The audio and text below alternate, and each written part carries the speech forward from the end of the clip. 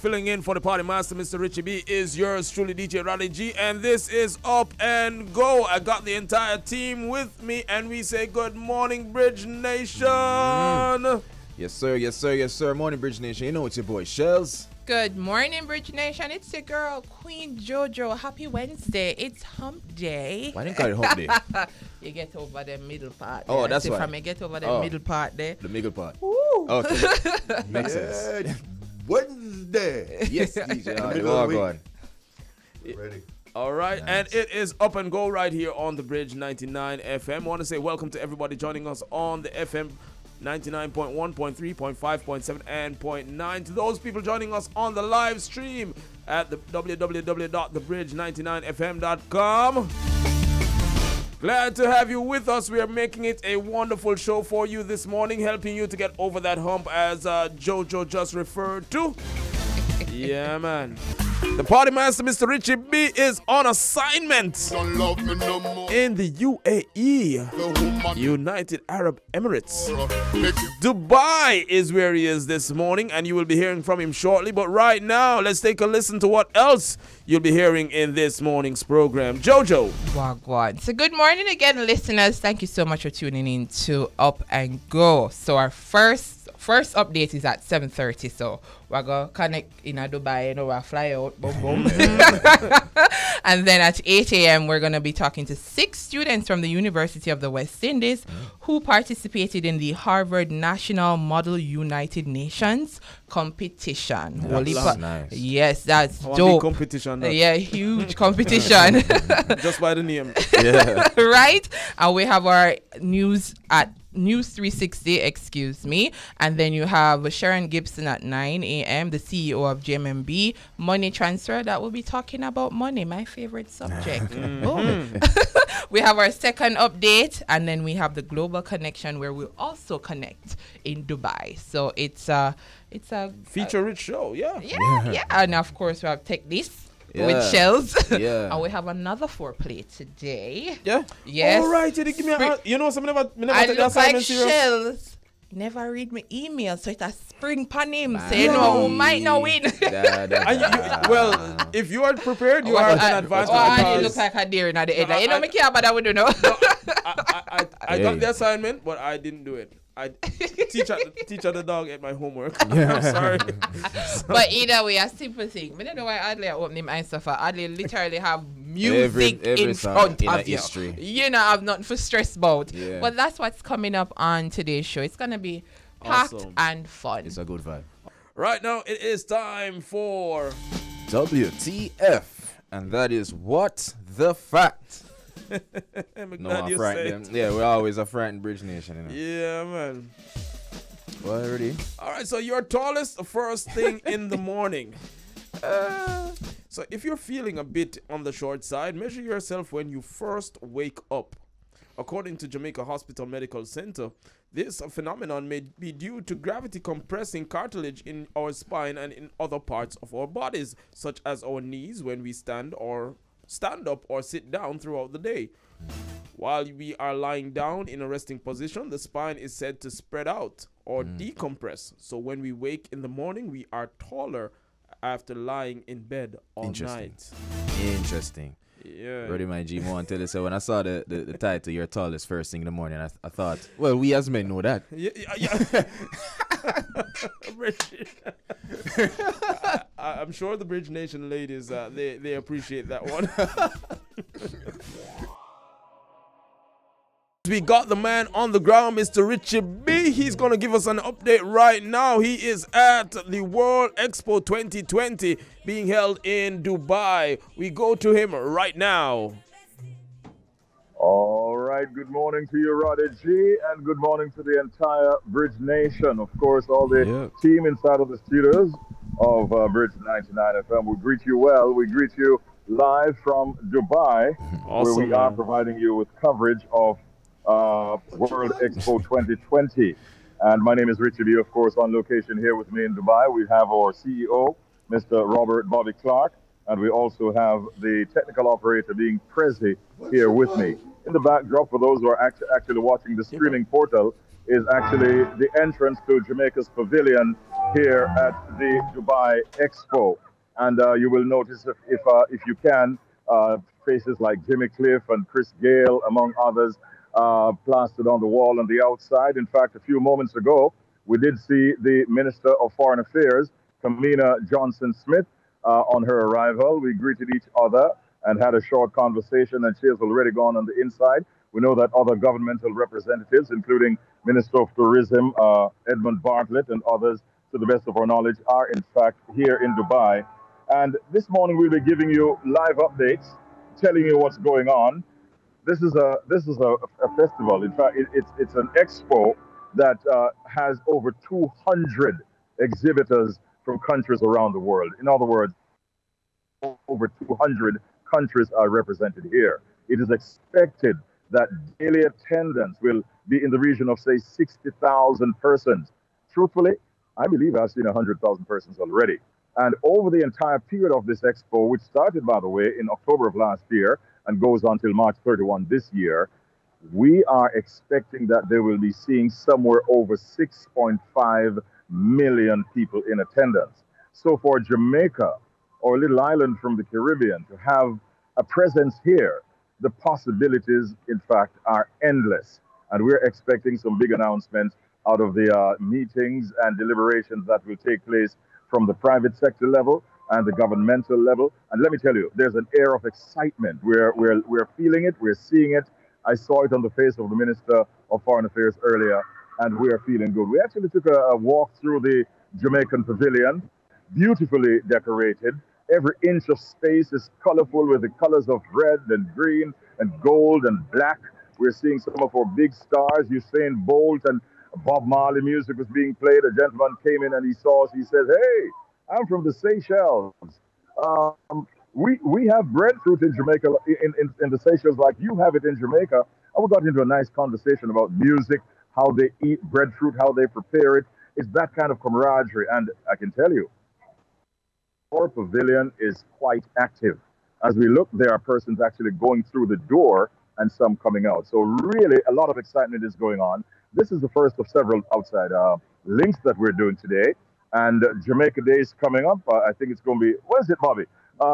It could be as early as tomorrow, or it could be the following day. But anyway you take it, we'll be right here to tell you all about it. I want to thank you, DJ Roddy G. Good morning to you. Good morning to DJ Audley.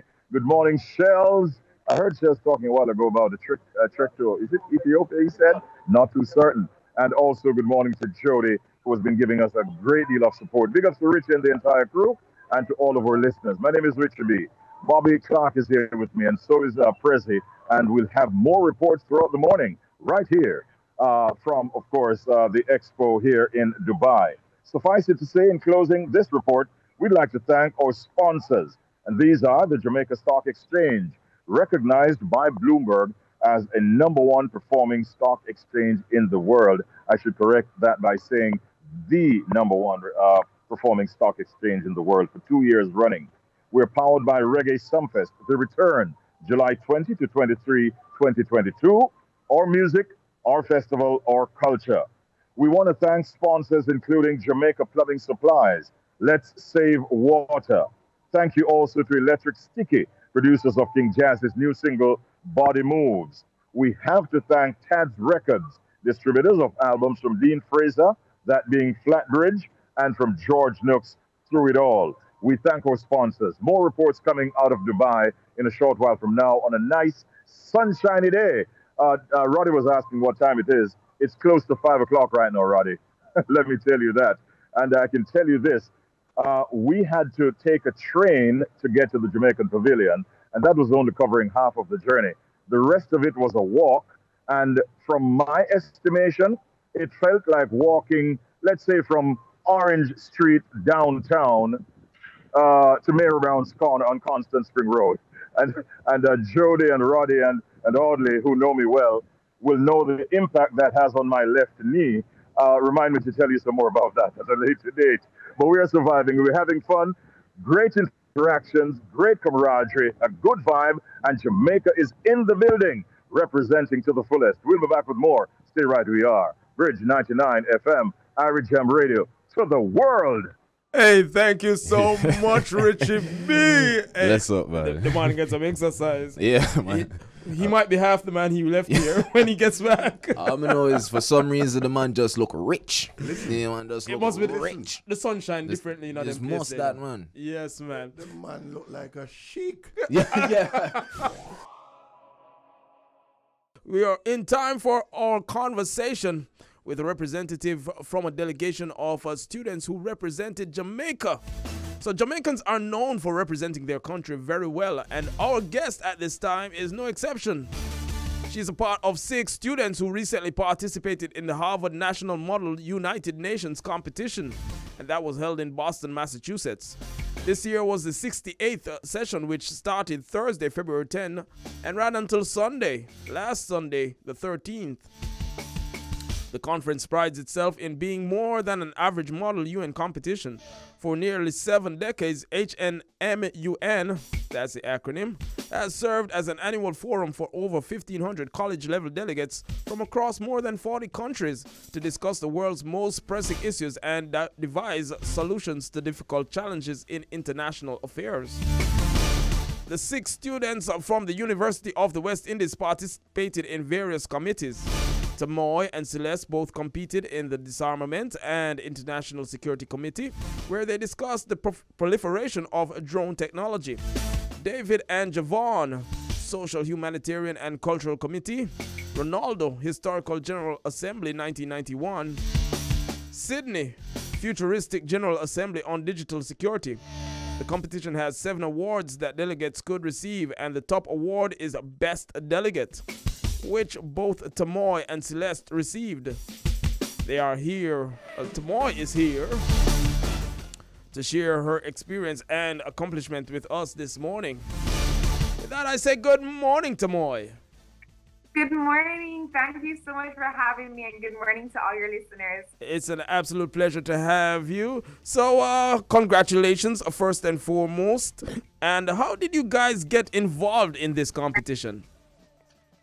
Thank you so much. So UE has a Model United Nations Club, which is from there we would learn about the competition. So having been a member of the club, we would definitely just hear that, hey, we go to hybrid every year. If you want, you can try out for the team.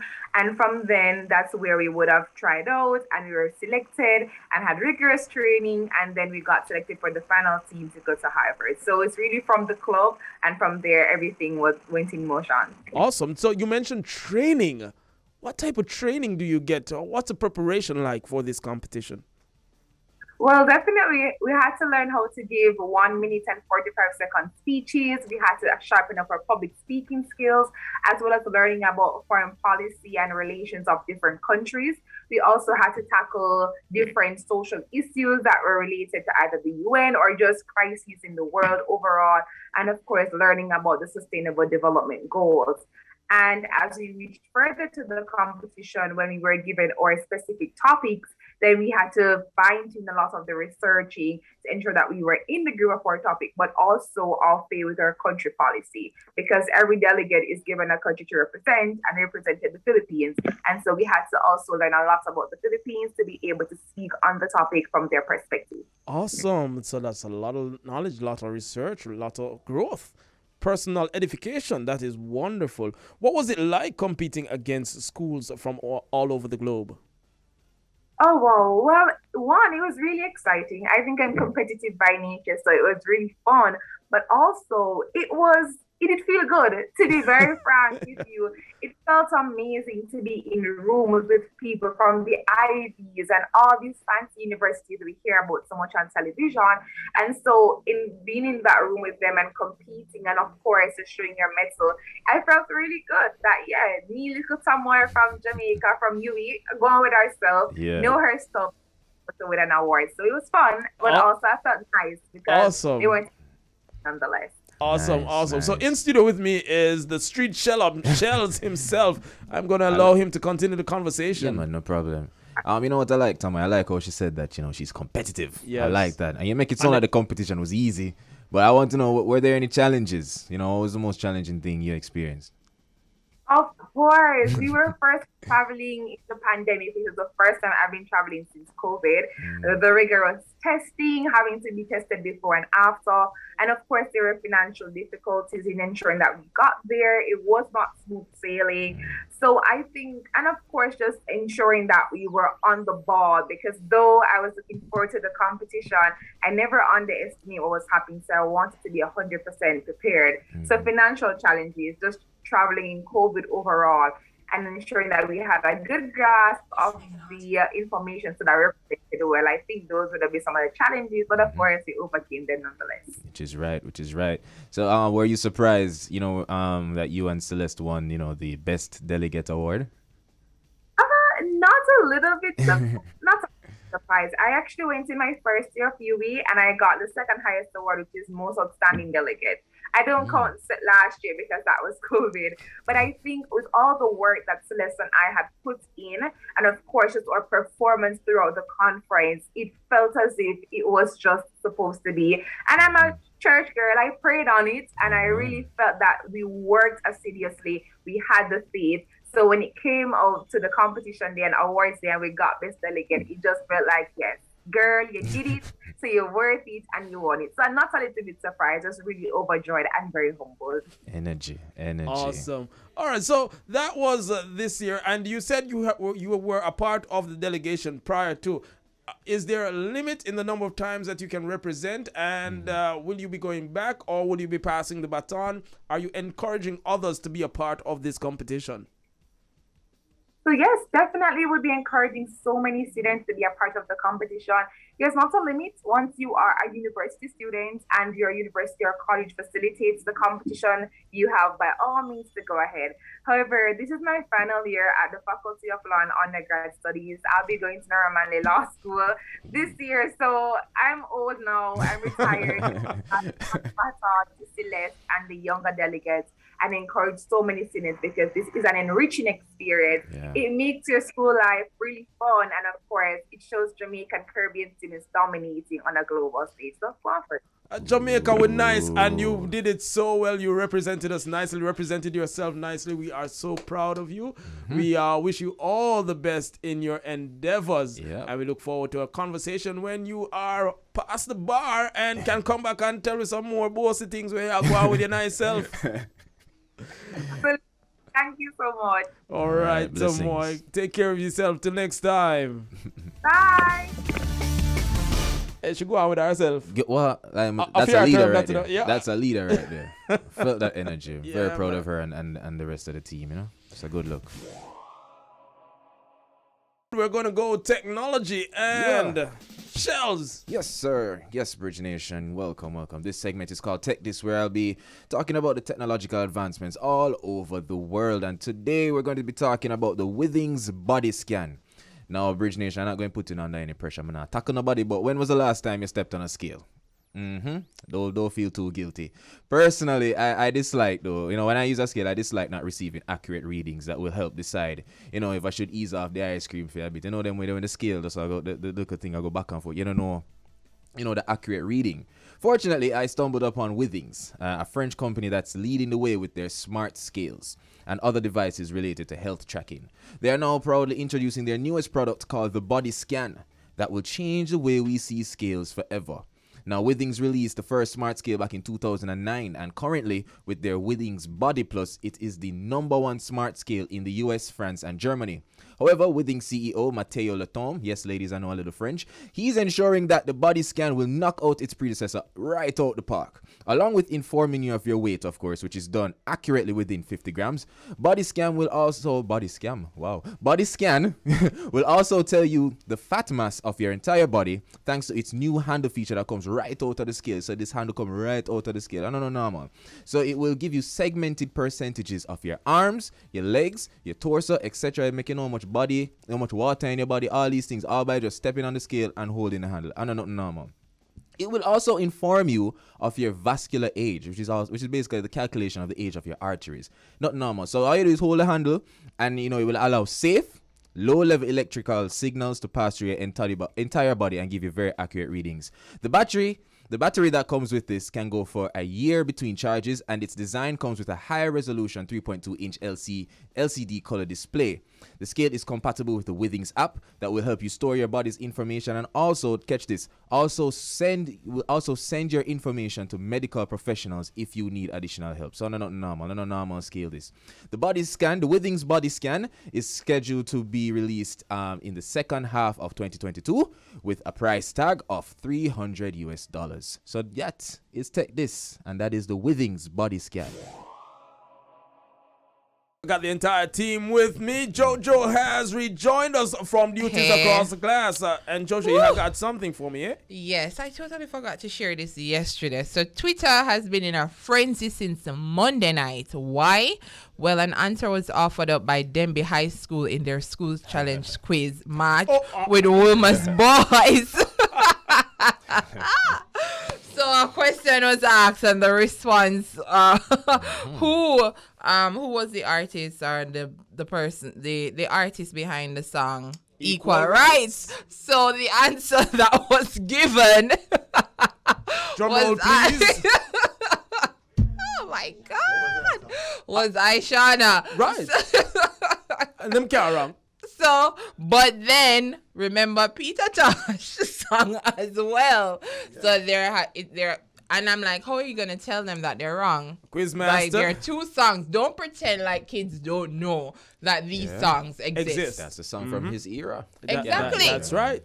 Yeah, so Quizmaster have to take responsibility for that. Right. one. So, Twitter has been like, come on now. Ona can't fault the kids. That's right. He's not wrong. Even if him shouldn't know the song, him know the song. Hey, it's not even a kid's thing, because when me there watch me ball out Aishana too. That, like, it's a no-brainer. Peter Tosh now come to your mind same time. I'm sorry. Quizmaster would have said in the year 76 or so? Yeah, but they didn't. Yeah, they didn't say that. So that title track, if I may butt in a little, I have the laptop in front of me. I just type in equal rights, right? All right. For me and Roddy G, no disrespect to anybody else, but the first song that would come to mind is the Peter Tosh. Yeah, right? You know that because you understand? Yeah, we're in the music daily. Okay. Then immediately after, because it's trending. It's Aishana. Yes. Hey. She should have just said, should have specified the gender. The era. Which male artist or something. And to add to that, Roddy, right? I'm looking at my laptop here. Dennis Brown have an equal right. See that? Those children were not about to say Dennis Brown or Peter Tosh. That, Jojo, but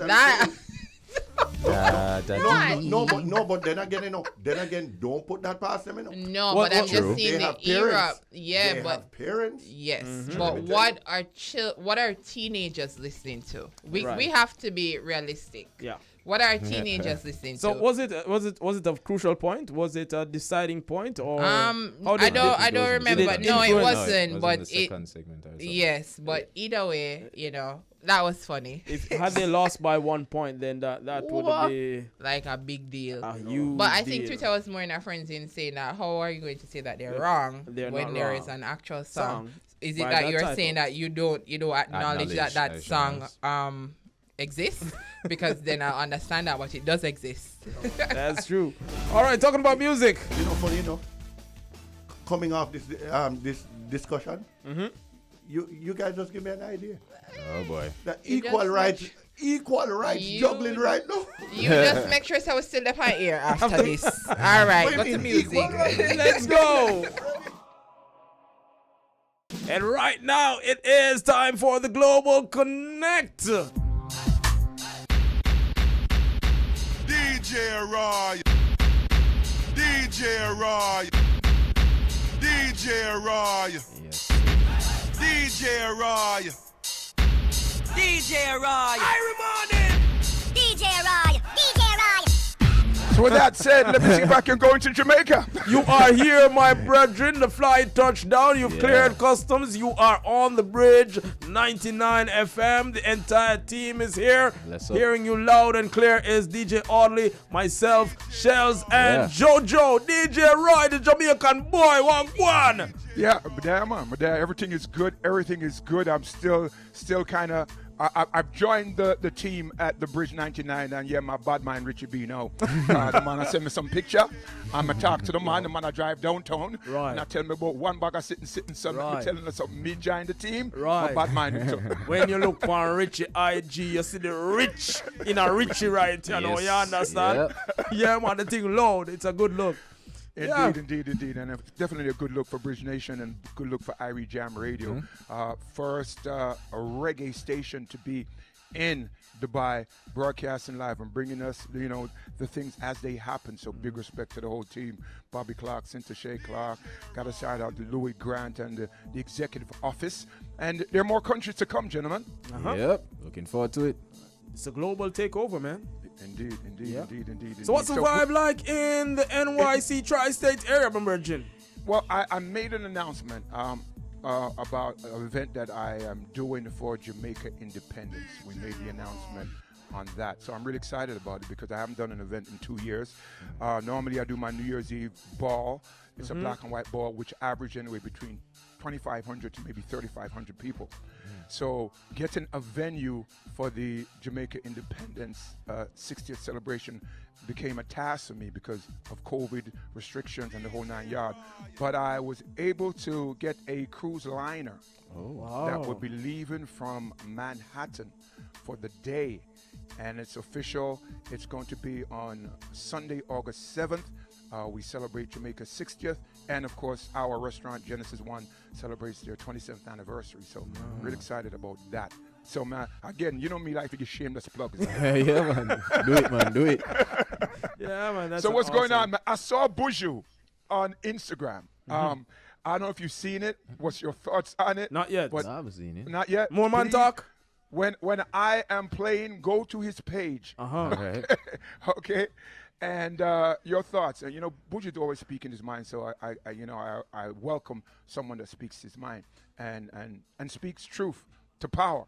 And, you know, take what you will from it. But, again, Buju's speaking out, man. And we need more people to speak out. But and also, not be afraid when they speak out. If they're wrong, tell them. Because sometimes the artists feel like what they say is law. And what politicians say is wrong, and politicians thinks what they say is law, and what we say is wrong. So we should be able to comment and give our views without anybody taking offense to it. And I hope, you know, I hope Buju can take that, and I hope the politicians can take it too. Definitely, my brethren, definitely. I took the opportunity to jump over to Buju's page. Yeah. So when I say, Man, I talk. no comments. Well, of course. All right, let me can I say something first. Yeah, man. Definitely. All right. DJ Ryan, I get what you're saying. I get what you're saying, yo. Everybody's entitled to their opinion. Right. But you see this thing with Buju and his platform. Buju, I remember saying platform powerful certain way. But one thing I will say though is that I am a believer in the government, whether it be ours or otherwise, likes to use public figures as examples. So that's all I go to say from on this matter. I wouldn't be surprised if an example is being set right now. All right. Me like the perspective that you've taken. I will be more direct than that. I had almost the exact reaction to Buju. I'm on WhatsApp record sharing my opinion that I share the very same sentiment. It don't look good. It just looked too coincidental that you announce harsher penalties for the illegal possession of a firearm, and then you come out and you broadcast that, you know, so the chief, right? No, if you want to take it legally, he is in illegal possession of a firearm. He is in breach of the Firearms Licensing Act. So it don't look good. A few brethren countered the argument and said, well, there must be shades of gray to the act, to the law, that he would not be facing the maximum penalty. But I don't know. We will see what transpires in the days to come. Yeah. Yeah, it's going to be something that we'll all be watching. And again, you know, I have to say thank you to Buju for bringing, because it wouldn't come to a lot of people's attention if Buju didn't put out what he put out. Whether Buju's correct in his statements, that's a whole different story.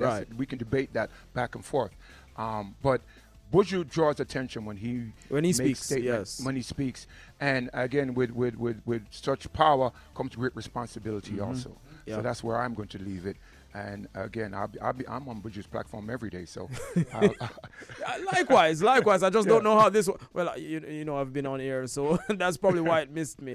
But yeah, I think he went over bounds by making the pronouncement. When I might say amongst my brethren, say, me feel say that's how it go. I think he preempted a lot of things in making that statement. Yep, that's true. And sometimes you make people pick side based on who's giving the information. It shouldn't be like that. Yeah. You should pick the side on the truth. Yeah, balance the thing. That's where I am on it. So we'll see. All right. We'll see what happens. It sounds as if a lot of things happening. There's so much to see and to enjoy. There's just a whole series of activities we have to be skipping through and saying, okay, let's take, even right here on the compound. Remember I told you earlier it's over 1,000 acres, and wherever you walk, there's a concert or a performance. We just saw passing us by a 35-member marching band who were doing all kinds of things on stage. And even at this hour, close to 8 o'clock in the evening, there's still a beehive of activities going on at this expo. And we're just talking to Bobby and other members of my team. A lot of the structures that you might have seen in our reports are actually fairly temporary structures, which at some point in the future will likely be pulled down. Wow. Although they look so majestic and so permanent, they are actually temporary structures in many instances. And to think that they'd have gone through this kind of expense, man, it is a phenomenal place. Believe you me, money ain't a problem. That's for sure. In terms of weather, it ain't a problem. Yeah, in terms of weather, how's the weather? The weather right now, it feels like manageable weather this evening. It's actually 72 degrees on the Fahrenheit scale, so it's nice and cool. Yesterday I went downstairs wearing my Marina and under a t-shirt and then my branded shirt, and after breakfast I just went back upstairs, took off the undershirt because I was already feeling too hot. So it's really good nice tropical type of weather, and there's a whole lot of excitement. You know, we passed a number of Caribbean countries. I think I saw Prime Minister Ralph Gonsalves. He was by his booth earlier. Like you said, we're expecting Minister Bartley to be at the Jamaican booth, and other agency and governmental representatives. So a lot is expected coming out of this our presence here at this expo. And in time, I suspect that some major announcements could very well be made. This is a city that has some very unique features. Did I ever tell you that they actually have a minister of happiness? Whoa. Did I tell you guys that? No. There is a minister of happiness in the UAE, and her name is Her Excellency Ohud bint Khalfan. And she has been appointed for a few years now, since 2016, and it is her responsibility to make sure that she promotes happiness to all the residents. This is a city where in 1991, there were like two skyscrapers. It's 200 skyscrapers inside of Dubai. Missing in public. I don't think Roddy and his lady would do well here for that, because we understand that he likes to show publicly affection. Oh, okay. Right, Roddy? I hear you loud and clear, boss. And Roy, you must... Roy, please note this. Kissing is not done in public. Hugs and kisses in public is a big no-no. All right? Wow. I know Shellz likes to get up and dance when he hears a good, a good chronic Thank selection. you. Yes. Shellz, dancing is not allowed in public. So what the Minister of Happiness? These are some of the things that you must bear in mind. Wow. No, because you mentioned the Minister of Happiness in charge of happiness. So I don't understand. All those things are happy stuff. I don't want. So what they do for fun? I don't. Exactly. You know.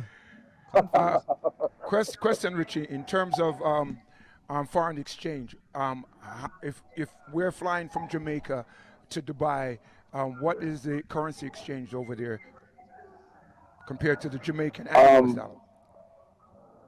Suppose I told you that I haven't spent $1. No, you're with Bobby Clark. You're with Bobby Clark, so I totally understand. Would that be taking tail?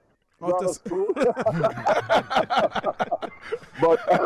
let's see now. When I was in Amsterdam, I think it was $1.50 to the US dollar. Okay. I don't know if Presley can help me because the boss is quite away in the distance. But I don't know the rate of exchange here. So it's almost $3.50 to 1. Oh, so it's almost like $3.50 US. $3.50 Dubai dirham to $1 US. That is what Presley, our technical operator, is telling us right now. All right. So, Richie, I'm hearing a lot of excitement in your. US dollars. I'm hearing a lot of excitement in your background on the interior. So when you talk about the Jamaican Pavilion and the offerings there, when you get on the inside, have you been on the inside as yet? And what is that? Oh, yeah. What is happening on the interior? No, that is where people are. That's where the excitement really is. It's an air-conditioned section. Although we mentioned it's a pavilion, it's an indoor pavilion, and you have Bob Marley all over it. You have a number of Jamaican artists on a Legends wall. We saw Capleton, Buju Banton, and a host of top entertainers. You have a section where they are displaying what a jerk pan kind of setting is like. Nice. You have old time looking equipment that were used for recording music. Sean Paul was featured on some screens, Shaggy.